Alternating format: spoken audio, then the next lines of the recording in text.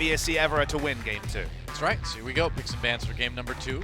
ESC Ever trying to tie things up with Samsung. You know, interesting note about that last game is that was only Loken's second game on Lucian.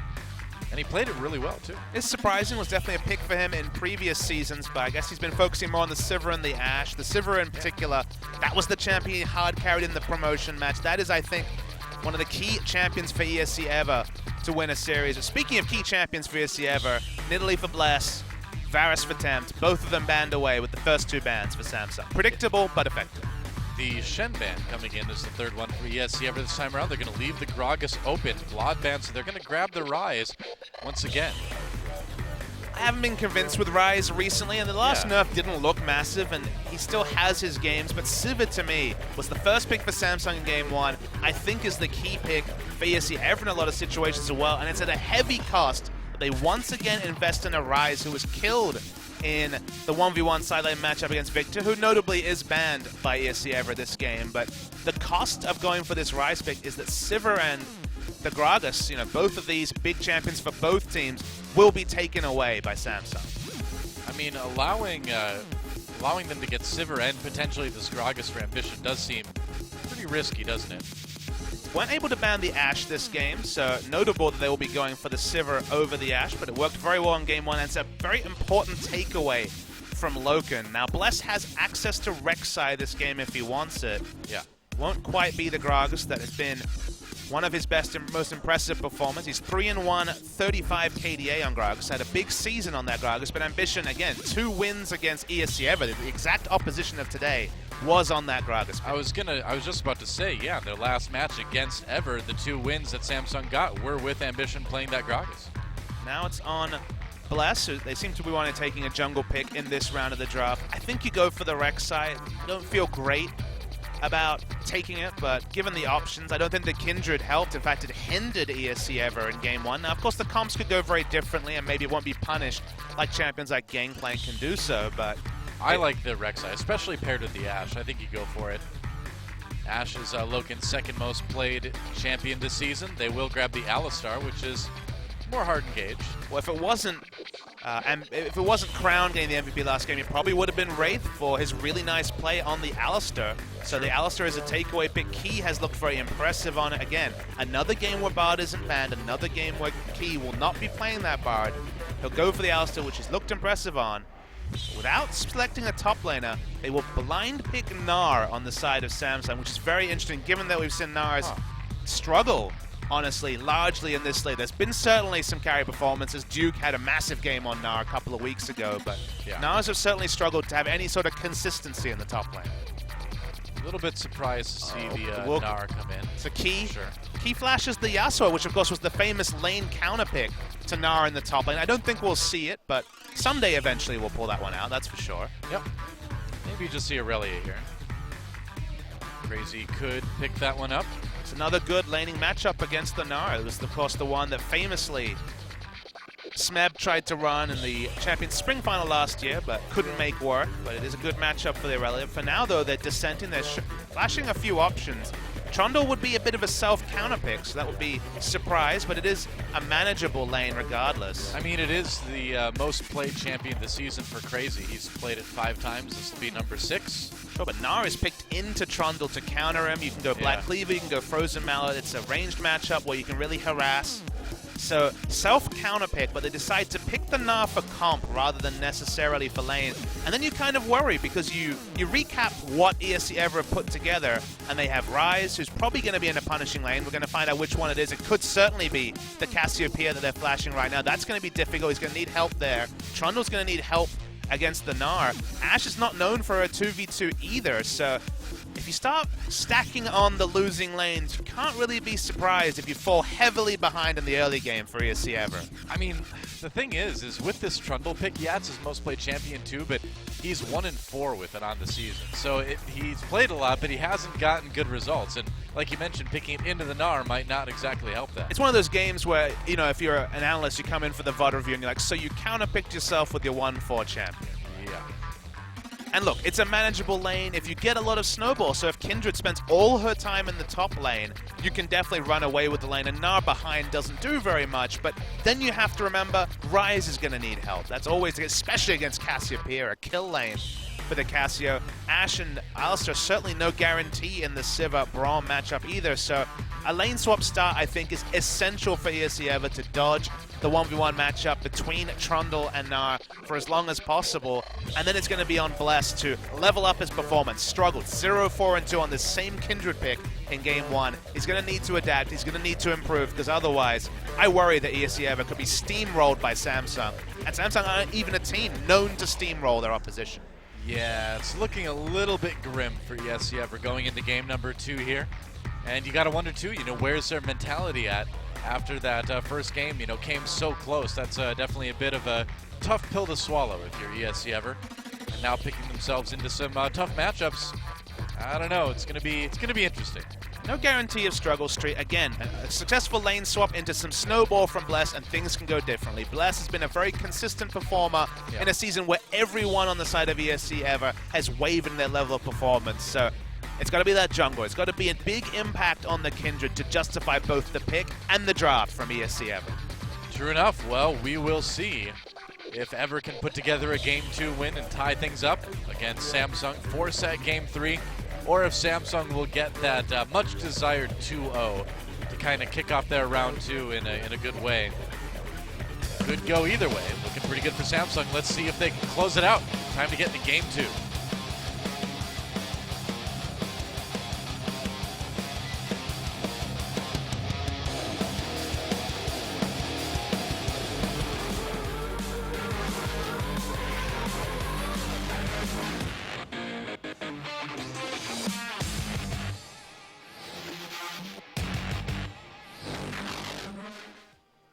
And, oh, it's a Cloud Drake. Oh, hooray. ESC Ever versus Samsung game number 2 as we move into Summoner's Rift. And we'll see if Ever can tie things up.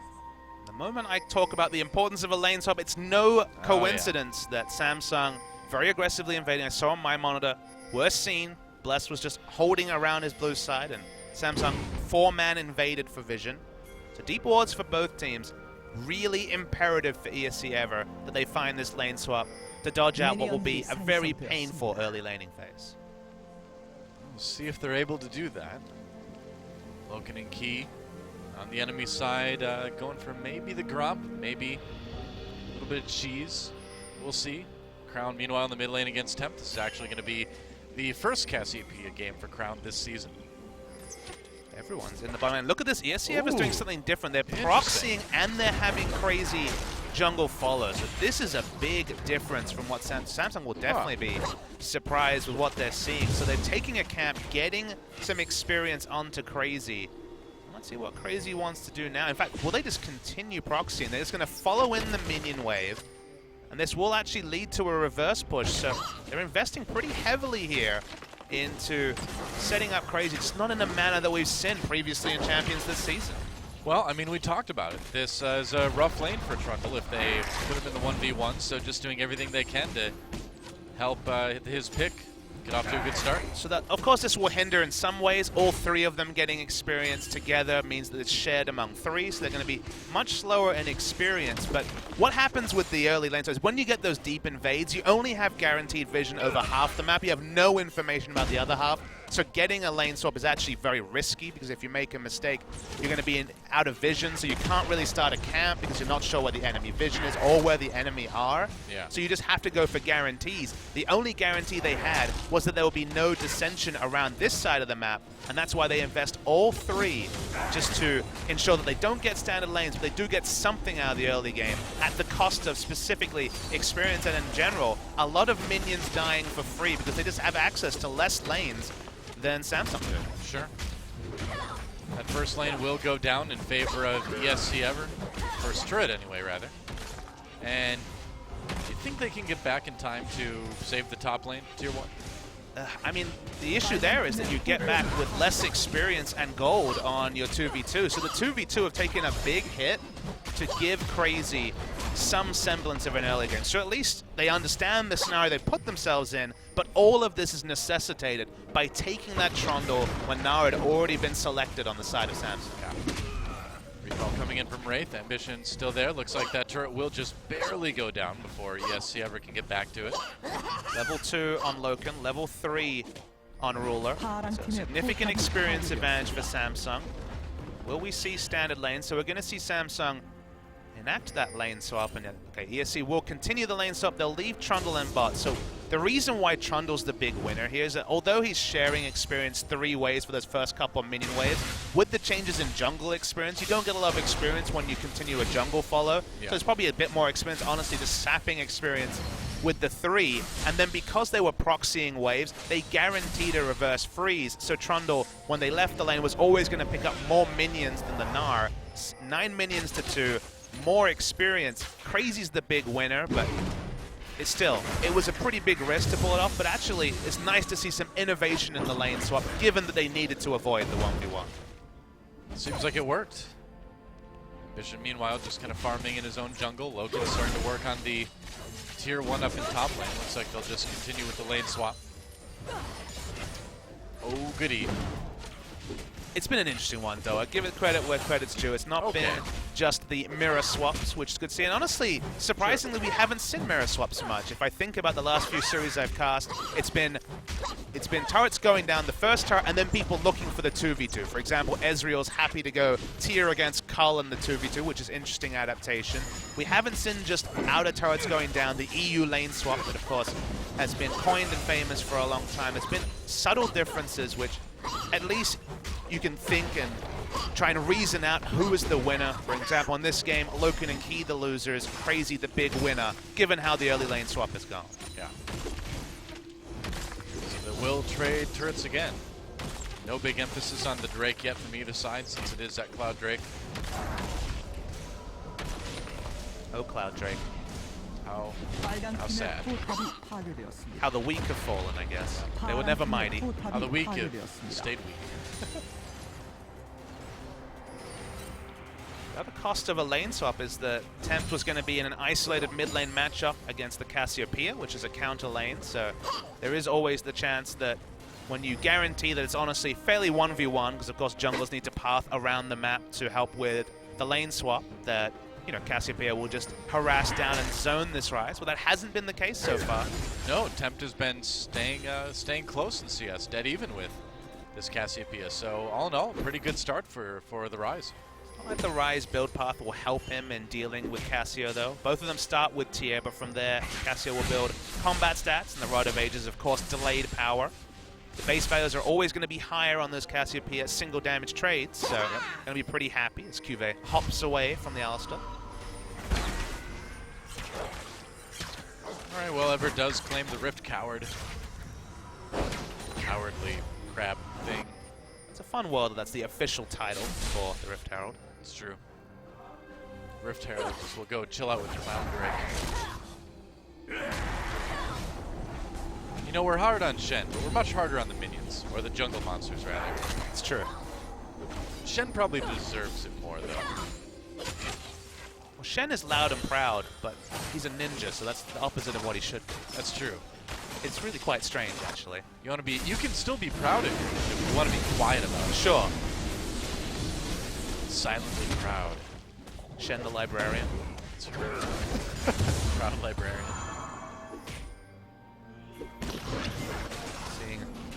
We're seeing Loken actually. Because he's pushed in the minion wave and has no vision, his only vision is around the enemy blue, so why not claim it for himself? I guess so. Not going to be a massive amount of experience, but pre-Essence Reaver, it's a lot of extra mana regen to potentially push waves. Taking that away from Cassiopeia, too, is really nice. And if you've got a chance, yeah, why not go for it? Yeah, completely unbeknownst to Samsung, there's no vision yet. It's been established, so they would just assume that Ashe is coming top. Oh, flash body slam. There's the explosive cask on the Bless, too. Bless going for the run, trying to get away. That Braum passive not close to being popped yet. Doesn't matter. They get the kill anyway. Crown picks that one up. And Samsung really responding well there. And that was an interesting thing that ESC had to be more defensive as well. They're going to go offensive. And knock up onto Ambition. Wraith and Ambition just going to dash away. They're going to be fine, though. But you just have to think of the incomplete information, Doa, because they didn't know where Ashe was, but of course, the conventional wisdom was that Ashe was swapping back to bottom lane and would have been involved in the fight around this blue buff, but instead Ashe is walking down the minion wave, so they're going to be outnumbered for sure. So what could have just been a trade of blue buffs is ESC trying to get both without enough resources. Samsung, credit to them, being aggressive, good pathing from Ambition to contest. They played around their strong side, and Prophet with an extra kill, just first blood onto the Cassiopeia. That's big for Crown to be able to get that. And also got the blue buff too, which we mentioned is pretty nice to have through Cassiopeia. You do end up losing, or using rather, a lot of mana really quickly early on. Even though Tempt wasn't forced to use a summoner, you can see that its build path has already been impacted. Ryze wants to get Rod of Ages as fast as possible, but when you're investing a considerable amount of gold in Merc Treads as the first completed item, lets you know that this Ryze's stacking is being delayed, and that's because he's against the Cassiopeia and needs to show respect for a tricky lane matchup. And it's surprising that Ryze even needs to buy these, because if you look at his model, clearly he's already wearing. Cassiopeia notably doesn't need to buy boots. No. Doesn't even have feet. Samsung. Finally, Riot make a law-appropriate change. There you go. Maybe she can buy like one sock or something. It's tier 2 taking a lot of damage, but Samsung unable to close it out. Crazy is still the big winner. You can see him on your screen now, considerably doubling the CS of Gnar. Everything about the early game from ESC was about helping out the Trundle, so we'll soon see as the game develops whether that was a sound investment, because it could have just been avoided. They could have just not opted into this matchup, but they really wanted Trundle in this comp. We'll wait and see whether it was worth a very interesting early game lane swap to guarantee a relevant Trundle. I mean, he's doubling the CS of Cube right now, so I mean, they really have this Trundle doing about as well as I suppose you could hope the Trundle can do.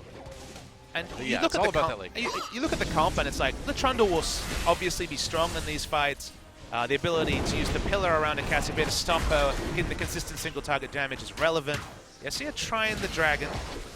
They walk over a pink ward, so they are in vision, but it's just cloud, so at the end of the day, Samsung don't need to invest everything in it. The one small point I want to mention is that you don't necessarily have to frame this around making the Trundle work. It's also holding back a Gnar, because we've seen if Gnar has to go for one of these offensive build paths, but is just behind, you know, is only an ult bot that dies in the middle of fights, Gnar being held back is probably even more important than Trundle being far ahead.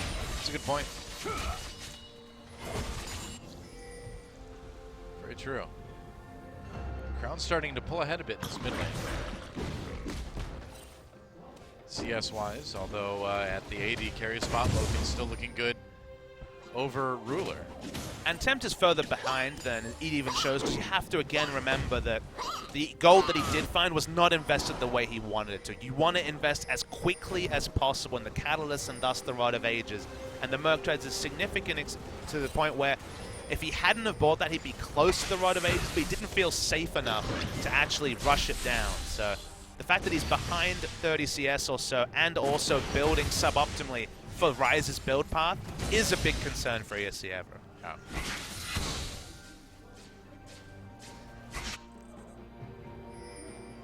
Alright, maybe some action down the bot lane here over these pink wards.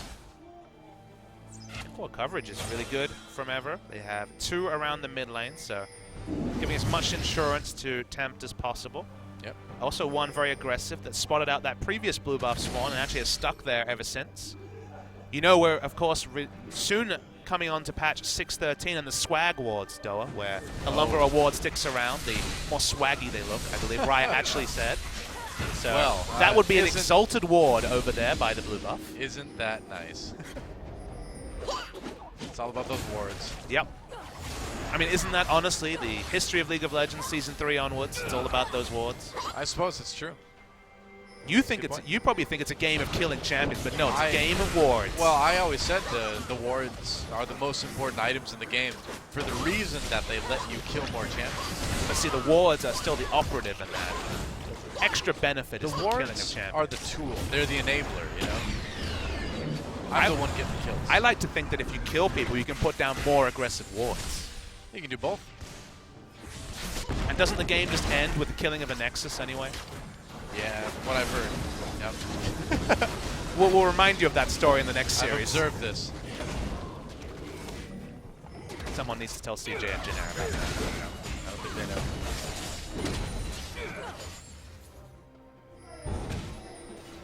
Crazy, once again, finds himself a big minion wave. Now it's Samsung trying to make the fast moves. They're trying to punish the fact that ESC continue to play around this Trundle, just grouping with Gnar, ranged auto attacker, so very safe at helping to push down these turrets, but obviously getting about 20% turret on an inner turret, 20% damage on an inner turret's not the most relevant for ESC to worry about. But if you do that 5 times, you get to knock the turret down. And you see, if you could just walk between the two and just randomly auto them, that'd be great, but sure, there is risk and minion waves to consider. So at this point in the game, ESC are winning, at least at setting up the crazy. Setting up the crazy does sound like a weird... Setting up the crazy. Yeah. Setting up the crazy. Yep. That was actually the original title for One Flew Over a Cuckoo's Nest, but... Setting up the crazy. Yeah. Well, that was the name of my early 90s alternative band, too. Setting up the crazy. Was Crazy the hit single from the first album? No. I thought I'd seen it. It was called Setting Up the. Oh. That was it. You were really counterculture back then, weren't you? So counterculture. Well, everyone's pushing in minion waves till it's too risky, and then the other team is getting that minion wave and killing it. That's true. Super exciting. Sometimes the game speaks for itself. Yeah. So I watched Euronews a lot, and on Euronews they have presented without comments part of the news, where it's like some atrocities happening or something terrible or something great, and they don't have anybody speaking over it. I feel like this part of the laning phase is that. Wow, an atrocity? Yeah, I'd agree. I was going to go for no comment necessary, but... Oh, okay. I misread what you were trying to say. My bad. You're probably not alone in thinking like that. 1 minute till the next Drake. Is it another Cloud? Maybe. We can assume as such. We should assume as such. It's the safest thing to do. You know, you're right. Whoa, flash engage onto Bless and Key from the Samsung side of things, but it doesn't look like they can really pick up any kills off of this. They may be able to turn it into a dragon, maybe some damage on the mid lane turret. There's a lot of maybes, but the guarantee is that Bless needs to recall and needs time to sustain through, so they should at least have pressure around mid and potentially pressure around wards. Yeah. That's an Ash Arrow. That's a big engage from Key. He's going to have to flash away from it, though. Exhaust comes down on attempt, and you know, they thought maybe they caught Samsung a little bit too close to the turret, but already we're seeing ESC having a bit of trouble. Loken opened with an Ash Arrow onto Gragas, then there was a combo that was flashed away from Key, so clearly not the full heart into making that particular engage. Already you can tell communication between these members not at a premium. Raid trying to block as much damage from that Rise as possible, and Tempt actually taking a lot in return. And Bless, Tempt, and Loken walking up with those health bars basically says Samsung free Drake. There's no way for those 3 health bars to contest the start of this Drake. Once again, we still don't know which type of Drake it is. Oh, it's an Ocean Drake. Ocean Drake, all right. Well, that's something anyway. Didn't mention it during the draft, but just like Azir, Cassiopeia uniquely strong at taking down Barons and the Dragons with her single target damage. So very true. At the moment we tick over 20 minutes, you do worry about potentially Ambition and Crown being able to solo out a Baron. Yeah, it is a risk you definitely need to think about. Let's see, being smart, they know the Drake's been started, so they're just playing around the top side of the map. They've already taken the red buff. Les hasn't walked over any wards, but will not stick around to potentially get a catch onto Ruler. This is the one part of the game where Ruler first fell flat. He had that excellent first 8 games, then he was caught out multiple times against SK Telecom, taking minion waves, just trying to clear them too aggressively, but you could see he was just waiting around his inner turret, so he's really tightened up his play a little bit in that regard. Die, minions. Wow, jeez. Die, die, die. I mean, they explode into piles of gold, so that is pinatas true. Effectively. It is a lot of incentive to kill those minions. This game would be much more humane if they were just pinatas running at each other. kind of hopping stiffly. Yeah.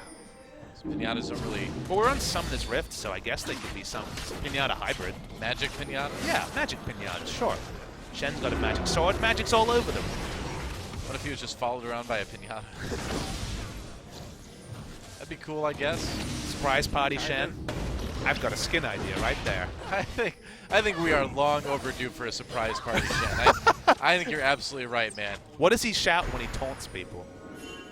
I don't know. Surprise! Surprise! Would you cosplay as Surprise Party Shen if Ryan made the skin? Absolutely. Of course. I mean, because it's sort of like one of those surprises that you know it's coming, because you can see him coming in with the Sand United, you know, but it's a surprise when he activates it, I guess, sometimes. But Riot's been trivializing Shen. They've already stopped there being 2-on-1 broadcasts, so it's only singular Shen now. R.I.P. and Peace Blank.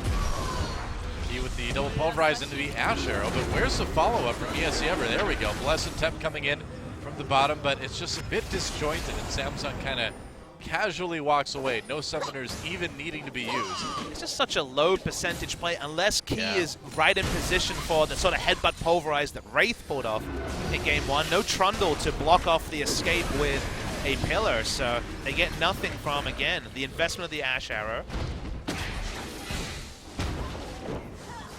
Yeah, I don't know. All right, Bless comes in, tries to steal that red buff away, but it will go to Ambition anyway. Level advantage over Bless, so in a good spot to pick up that particular buff. Frozen Mallet was the first item completed by Cuvée, so despite his struggles, he's in a decent point CS-wise and will be able to harass down the Trundle. Kind of seems like Samsung can take their time, though, in this game. Baron up now. A little bit early for that, I suppose, but we've been moving at such a relaxed pace. I feel like anyone could just go grab Baron at a time. Well, the glacial pace of the game definitely suits Samsung. This is how they play their games. For some reason, Rise teleports. Kind of has to hang back anyway. Thought it was too risky to teleport here. Here comes Gragas. Oh, big engage. Whoa, Loken getting blown up. Nearly goes down right off the bat here. Teleport coming in for Samsung as well. Getting onto Bless at Lamb's Respite, almost done. There's a kill for Bless.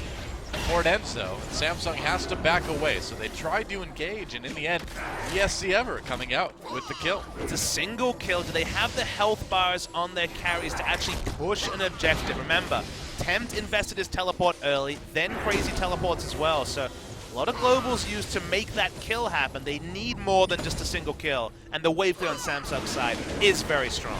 I mean, we did see Loken nearly die immediately at the beginning of the fight. They're going to lock down Ambition for a moment, but he's going to counter-engage.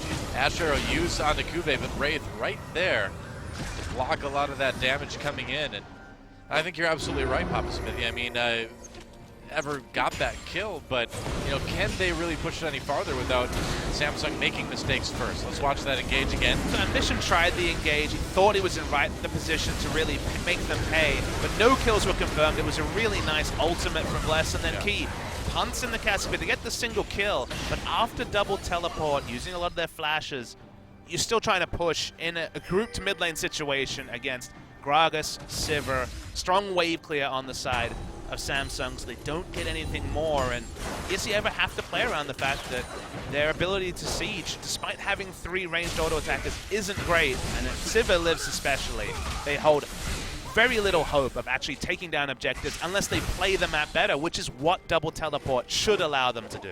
Sure. Loken just pushing in that bot lane for the moment anyway. It's been the new build for a lot of AD carries actually, with the Infinity Edge slight buff, 5 extra AD. People are experimenting with Infinity Edge first. Before those buffs, Infinity Edge was considered a bit like a death cap for ADs, in that you needed all the other stats to actually get the benefit out of the extra critical strike that the Infinity Edge passive provides. But See that. champions like Ashe and Jhin do have innate synergy with critical strike, and also, you know, you get lucky, you get your RNG crit, you do have a lot of burst, and burst can be very relevant in those early trades before any armor is completed. Looks like it'll be a Mountain Drake next. Going to be contested as it comes up right now. Crazy, a bit bigger on CS in this Gnar, and it looks like for now he can win these trades, but Ooh, yeah, I don't know. I mean, I think long-term it's going to be tough. Ambition caught, though. Gets knocked up. Ashero comes in. Great chaining of the CC, and that's a really good pick for Samsung. They want this Mountain Drake. Meanwhile, Crazy still going after Kuve, forcing the flash out of that Gnar. Far enough ahead that it's working out. And getting that Mountain Drake, getting that kill, that's a big moment for ESC ever. I mean, the combo was really nice, but I think the biggest story is told in the top. And it didn't look like much. Nobody died in the trade, but you have to take the simple fact that because you're 20 CS up of a Gnar, which shouldn't happen, in the laning matchup, you take a lot of harass, you have to hang back, you pick up the scraps of a minion wave that Gnar allows you access to normally when he's in the melee form because he can't harass you as much, that you should be an item behind and you should be heavily losing those trades. But even though Kuve has built for lane, he's going Black Cleaver, Frozen Mallet. Now he's going Frozen Mallet first for a bit of investment, but it is going to be the Black Cleaver second. Building for lane, he lost a trade to Crazy to the extent that he had to flash. Crazy entered that fight with no flash of his own. That's a really big win, and that, I guess, vindicates 24 minutes of setting up this Trundle to be relevant this game. Yeah, I mean, so far so good. They made it work. Use that lane swap to their advantage. Now, can they close it out? That's the question. Can they force that game 3? They are even up in gold right now, but that Mountain Drake's certainly going to help quite a bit when it comes to knocking down those objectives. And we were optimistic at this point in Game 1, we have to remember, because Ever had a really good early game in Game 1 until the point where they bit off more than they could chew, gave over some kills, and Samsung seized the game around 30 minutes. So sure. 25 minutes, a couple of Drakes to their name. Certainly nothing guaranteed from the side of ESC Ever. Yeah. I mean, it did look like it was going well last game until a crucial mistake kind of turned things around. And those mistakes can certainly may not happen this game, but also the options for Samsung are very high. Gragas against Ashe, for example. If Ashe's flash is down, you get bounced into a team fight, you're dead instantly to the single target damage of a Cassiopeia. Ryze also will get tanky, but we saw some pretty greedy builds in Game 1 from Temp, so you bounce him in, off chance you can explode one person. That's what Cassiopeia does. It's why team fights are difficult for her, is that her damage is almost entirely single target focused. You take down either Ryze or Ashe, and this comp from ESC falls apart. So there is still definitely tools available to Samsung to exploit their win conditions in fights. Yeah.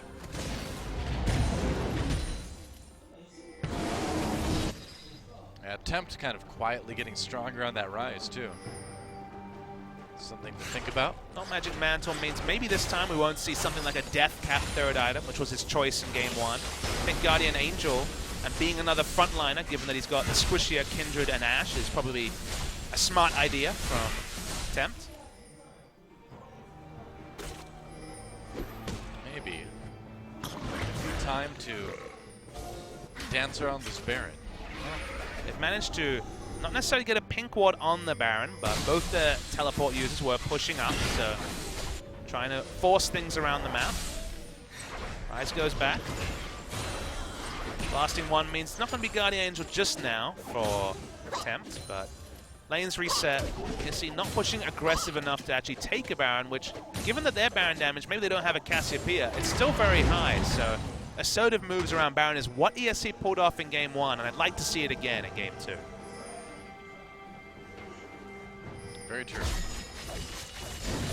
So they've varied the lane assignment a little bit. You're seeing that Ryze was actually entering lane against the Gnar, mainly because double laning items means it's pretty damn hard for Trundle to actually win this lane unless he gets significant armor items. So smarter just to put Ryze in the matchup and have some kill pressure against the very low magic resist on Kuve. Yep, Crazy starting to walk up. Sees that Samsung might be motioning towards this Baron. Just getting some vision down though. They're just trading farm, which again came back to haunt ESC Ever in Game 1 as Samsung and their trademark smart decisions in the late game carried them through. They trademarked that. They did. That's they got it early, so before the trademark say, yeah. court really understood that it was an important trademark for League of Legends purposes. They got the trademark on late game decisions. Yep. Wow. Somehow CLG EU just never filed back in the day, so their loss, I guess. Yep. Snooze, you lose. Sounds like a promotion Jin Air should run. You snooze, you lose. Our slow late game team. Oh, that's true. I thought it was going to tie in with airplanes somehow. I mean, you shouldn't sleep while flying an airplane, that's for sure. We shouldn't sleep on the great deals we've got for going overseas, Doa. Yeah, sure. Whatever you say. Jin spokesman. Would you really want to be that? For business inquiries, send your emails too. Get your sad playing JPG plushie right here. What would a sad playing JPG plushie be like? Probably like the JPG picture, only 3-dimensional. Would it lose something in a third dimension though? It's so perfect in 2. I think it translates pretty well to stuffed animal form. Or stuffed plane, I guess. Just go to Korean Air and just explain the situation to them. They'll produce them. Don't worry about it. Like, well, your team loses a lot, and when they do, we post this hilarious picture of the sad airplane. Do you pitch glad plane or sad plane though? Probably want to start with glad. Flash Braum ultimate. Raid doesn't hit anyone with it though. Key getting aggressive with that Alistar, not finding really the engage that they want to though. Teleport used though. For both Crazy and Temps. But that's so disciplined from Samsung. The moment they see a single teleport come through, they realize it could be 2. They back away, and they still have their teleporters. Whoa, Ash Arrow misses, though, from Loken. Flash onto, whoa, nice ult from Crown, turning it right around, gets 1 kill right off the bat. Lamb's Respite, keeping Crown alive for the moment anyway. Not too long, though, as Temp manages to pick up the kill on the Rise. I thought that was going to go much better for Samsung than it did, but they were able to trade 1 for 1.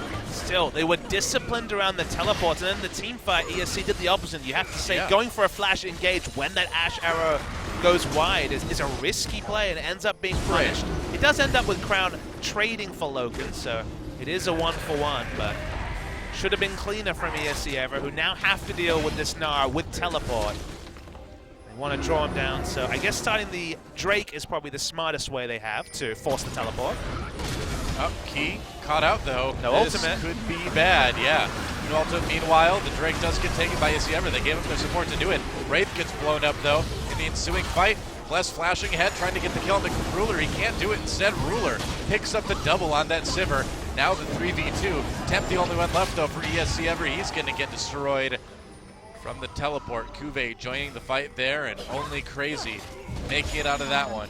Crazy needs to be frontlining. That's the sort of pain that Samsung can put forward. It was a good move by them to punish a lack of teleport, and wow, they're going to actually try for the Baron as well. Cassiopeia is not there yet, but the moment she shows up, the Baron damage is real. Yeah, and that moment is right now. Crown, immediately made a beeline, or maybe the snake line in this case, to the Baron pit, and that's going to mean a very fast Baron for Samsung. No way for Crazy to contest, and in Crazy's positioning was towards the back of the fight rather than necessarily peeling for carries, but honestly difficult to do when one of your carries is already dead before the fight started. It's good target selection from Samsung. They couldn't actually commit to the Drake fight with Crown dead, but they take away Alistar with no ult. They're fighting here. You see Ruler in the backline while he's zerged down. It's at a pretty big cost. It means that Bless was completely out of position. Sorry, Bless was out of position looking for that fight. Didn't actually die. Nice Gnar ultimate onto just the ridge there. Confirms the kill on the next member as well. And I think we've once again reached that point where Samsung looking pretty good. Yeah, I mean, ESC ever certainly put up a fight, and they did a good job of getting that Trundle ahead in the early game. But when it comes down to it, Samsung just looks like the stronger team late game. ESC seemed to understand what they need to do. They had a really nice lane swap in level 1. They set that all up. It's almost like they've read the first 3 pages of the manual, but stopped at page 4 where they really explain how to actually win the game from the smart things they've set up in the early game, and that's coming to the cost of them against the team that only seems to read the 4th page and kind of makes it up in the early game. They just like to read the end. Might be the end soon for ESC ever as Samsung pushes down this mid lane with the Baron buff. Crown able to zone with that Cassiopeia. Meanwhile, Kuve just takes the bottom lane tier 2. That's 2 turrets instantly gone. And Samsung continuing to push, 6,000 gold lead, and they are looking pretty good. We're gonna get some damage in here. Sivir pops the ult. Yep, that's right. Deciding to go in for the last fight. Key knocked back into the team, decides to counter engage onto Crown, but no follow-up from ESC ever. This is going to be all Samsung as the kills start to roll in, and this could be the end of the game. Yep. stopped by Nar, stopped by Crown, gets the double kill on that Cassiopeia, and that is going to be it. So Samsung looking a bit shaky in game number 1, able to pull it out at the last moment, but game number 2 looking much better, I would say, and it's going to be a 2-0 that this team needed very badly. Hot start to round number 1, fell off a lot, but it looks like round number 2 going well so far. GG. It was just really disciplined stuff, though. Samsung knew what they needed to do. They were surprised by the level 1, as we all were, but they thought it out from there. Even with the Gnar behind, they played around it. Their team fights were spectacular. Good shot calling in terms of choosing their targets as well. I love the fact that they realized, okay, Drake's being started. We could call for a teleport, but this Alistar has no ult, has half health. Let's take him down before the fight starts. From there, Samsung, they thought their way through, and this is what this team is known for. They think their way through because they're not the strongest in the early game, but they're very good at assessing, this is where we're powerful, this is where we're weak. Let's use our power to win the game, and ESC Ever, unfortunately, they got themselves into powerful positions, but the finishing the game part, that's the part they don't have down pat just yet. You know, the thing is with ESC Ever is that as far as a new team in the league coming in, they're looking pretty good. For one of the teams where this is, you know, quote-unquote their rookie season in LCK, it's a good start. Isn't it fun that we live in a world where both promoted teams are actually at a chance of winning series? We don't have a Kongdu Monster this season. We don't have a Speno this season. It's CJ and Longzhu, ironically, that are really occupying those bottom spots. So it's weird how the season has developed. It is a bit strange. Pretty good damage results across the board for Samsung in that second game. Of course, Crown doing a lot of work on that Cassiopeia. And it is a hot evening in Seoul, South Korea. Samsung beat Ever, then Ever beat SKT, and now Samsung, much easier than the last series, dispatched with Ever. So working out where Ever fall on the power rankings is going to be a really tricky one, but... Yeah, I would say so. I mean, Samsung, though, with this big win, I mean, it is a big win because this moves them up to 7-3. They're still behind in game score due to that rough, few weeks in round 1, but they've positioned themselves to, maybe even make a run at one of those top 2 spots if things go well. And when you think about it, 7-3 is actually better than it feels like Samsung's at, because all their wins were at the start of the season when they were really dominated. Then they had that struggle streak, but they're back to winning ways. It's going to be Rule Up picking up the MVP, 100% kill participation, so that's pretty nice. When you don't really, try to kill anybody until the late game, I suppose it's easier to get that. Well, you don't kill anyone. It is what it is. Then Sivir gets ult assists, and also Ricochet hits the whole team fight. So that's true too. She's pretty much the Janna of AD carry when it comes to getting assists for everything. That's a good point. That was a nice barrel from Ambition. This is when ESC Ever were a bit too cute. They had just taken away the enemy blue buff. We'll take ours as well. And Samsung were like, wait, we've got 4 or 5 people over here. We're just going to bulldoze you down. This was probably the most critical part of the match. It was after a 1-for-1 had happened. Samsung was smart, killed the Alistar. From there, Team fought well. Ruler, so slippery at the end of this fight, lives on just a single auto attack's worth of health and actually manages to re-engage when Cuvée gets the nice Gnar ultimate against the wall. But ESC Ever definitely played well in patches with Samsung. Their late game class, there's probably no other way to put it, but this is a classy late game team. And when they got to that late game, honestly, in the game 1, it was a bit of an ESC Ever donation. Game 2, they did it pretty much on their own regards. They looked pretty comfortable in their victory. I would say so. So Ruler gets the MVP alongside of Crown for game number 1, and that means it's time for a bit of a post-match interview, and Kevin will be doing some translating for us. Steven. Thank you very much. So I'm Papa and I'm Steven. For a great cast for today's match, both of you guys. And now we're moving into interview booth with winner of today's match, Samsung. And let's hear from our 2 MVP for today's match, Crown and Ruler. So congratulations for both of you. So Crown said after first round, it has been very long time since we came into Sangam Stadium. We were kind of worried, and we also had a lot of practice after first round. But today, as a first match in second round, it was pretty good for us. It was a good winning. It's a great start for a second round, I guess. Ruler saying that Ruler said I had a vacation, but I'm still a student in the high school, so I took a test, I took an exam, and he said I was very sleepy during the exam, so I took a nap. So they're making some jokes. And Dongjun's back to the game interview. And now Dongjun asks to the Crown about that you have mentioned that you're gonna take a lot of win throughout the whole season, but it wasn't that great in the first round, in the end of the first round. So what do you think about that? And then now Crowd mentioning as like a first round, like we're doing great in the beginning of each round, but we don't know when we fall back or trip it down. But we tried our best to continue our condition like today's match. So I hope my fans keep cheering for us.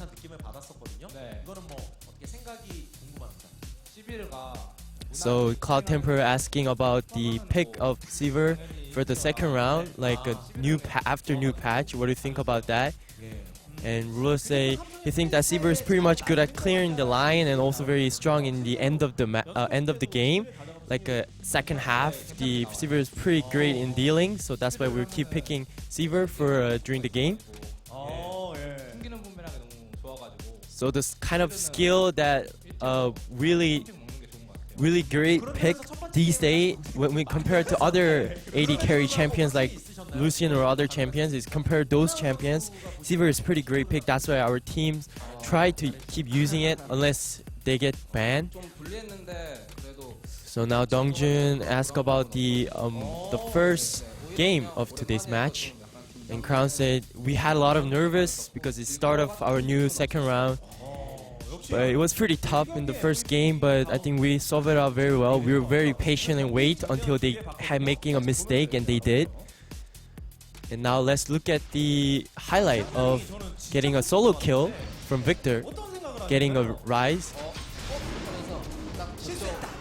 So Crown was like, oh, and then suddenly the Rise had a mistake during the, choosing a direction, going left or right. So that's why I used ultimate to get him. So Crown doesn't know is it mistake or what he did was a mistake or not, but I think I took a great opportunity to get him in that fight in my solo kill. So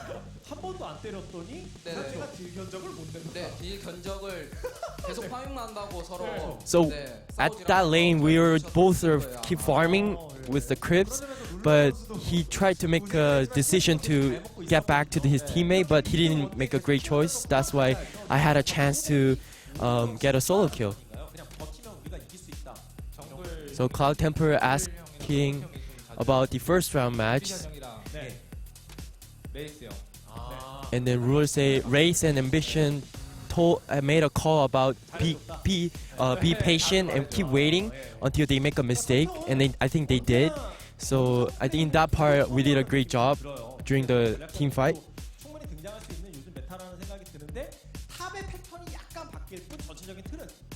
So Dongjun's talking about new meta, about like kind of top lane, and what kind of like a new change happened like every game.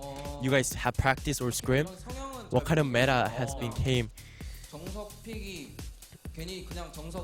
And Crown said there's a pick that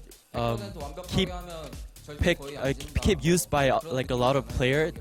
Those kind of picks are meant to be like not randomly picked.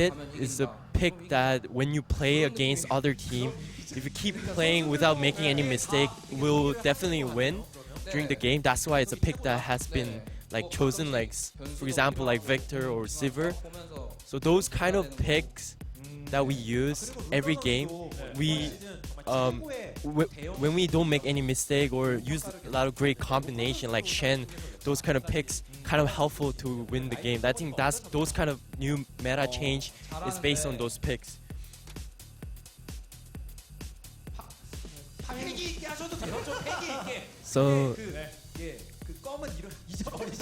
So now like Cloud Templar saying that to Ruler, where's your old passionate going away? Because and then like Ruler's kind of shy and Cloud Templar tried to cheer him up. Don't forget about the gum situation because he had a chewing gum in the first interview. So Cloud Templar told him to get away with that, and he's kind of nervous. And then Cloud Templar talk about his solo kill by Locken for today's match. So he's asking that part. And then Ruler said, "Oh, I made a mistake," and he said that in that part, "Oh, I would definitely die." He just said that. And then Dongjin said, "Is it really matter or it didn't matter?" And then Ruler said that that solo kill, that part, that highlight was pretty bad for me, but overall combination was very good for us in the after second half. So that's why it really didn't that hugely matter, but I will try to lessen my mistake. And now they move on to the next video highlight in the second game. So Dongjun asked about what kind of call we're going. And then Ambition made a call that Alistar don't have flash. So we should get Alistar first and we should be patient after that.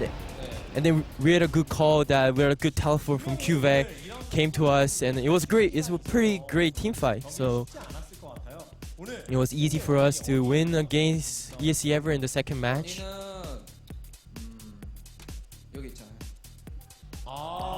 Now Dongjun said, "What's the reason of winning today's match?" And Crown said, "Right here, I'm here. I'm the one who got this game today."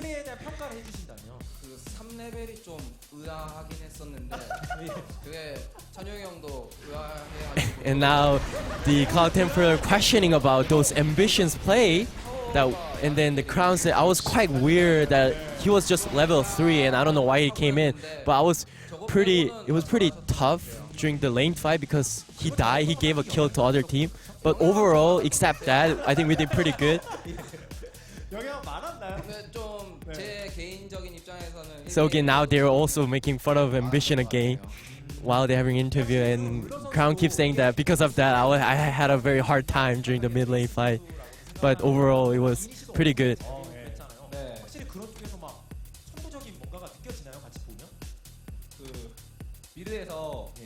So now Cloud Temper asking to Ruler about his making a call.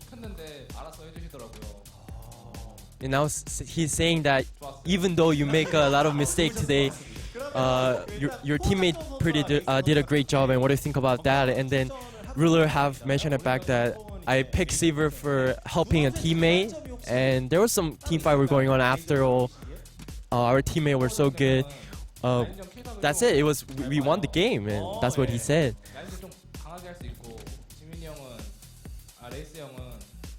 And then Dongjun also asked about what about the lane fight, and then Ruler said that's the reason I picked Seaver because he's really good in the lane fight. And now they're saying that why you're laughing, Crown. And Crown says this interview right now is really fun for us, exciting. And now Cloud Temper asking about QV. Now Crown said, "Oh, QV is pretty fine. He did pretty good job on the top lane." So Dongjun said, "You guys have won today's game, and it's the starting of second round. So Crown, please tell us to your fan or other fans about how is the second round overall, how it's gonna be." And then Crown said, "As first round, we did a great start, but you know that the first round we had a very bad memory in the end of the first round. But second round, we were gonna keep winning again, and we will be back to the world champions." And that's overall interview. And thank you very much. And back to you guys. All right, thanks for translating, Steven. You see, there's so many of these translators. They go by so quickly, you know? Kevin's been lost to us, unfortunately, Noah. That's true, long gone. Samsung versus ESC ever. They get the 2-0, and it didn't always look like the cleanest affair. Game number 1 was a bit rough early on, but again, you know, a 2-0 for Samsung is big, like we mentioned earlier. Pushes them up to 7-3, 1 game behind KT Rolster, 1 game behind Rocks Tigers, although Rocks Tigers is 7-2, so doing a little bit better there. Either way, good start to the second round for Samsung. And it's an important one, because remember, they started the season 4-0, and then they were suddenly 6-3 before this series, so they had lost more than they'd won. Bit of a steadying series, important to take that win over ESC, but that means they're third. This is definitely a team that's going to probably play, at least spoil in terms of playoffs, but we've got another set for you in about another hour. Junior versus CJ, which could definitely be a long one, unless the story's changed a bit for these two teams. We'll see. Exactly 1 hour from now. So you've got a little bit of time. Junior Green Wings versus CJ Entis. should be pretty long and maybe good. Probably. we'll see. Maybe we'll get more Mousehard top. That's fun. Maybe we will. Maybe we will. We know Trace has been really practicing some of those more carry-oriented top laners. He wants to come in with something a little bit stronger in the second round, looking a little bit weak in the first round too. We'll talk a lot about it then. But yeah, that's going to be our next one. So make sure you stick around on twitch.tv/LCK1. I don't even need to tell you. You're already on it. You're already on the site. Just stay here. Don't need to advertise. Yeah. We're already here. And guess what, guys? Shy will be playing again from the start of the series this time. So Sure.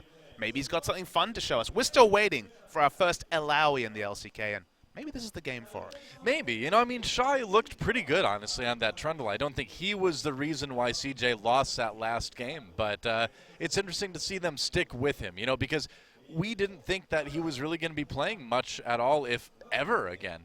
225 days off, but he's back to play again. That's right. So 1 hour from now, guys, come back for the second match of the day here on LCK Summer. Thanks for watching the first one. We'll see you then in just a bit. Just a little bit. A little bit. Like, oh, time for a break, maybe? Right? How about now?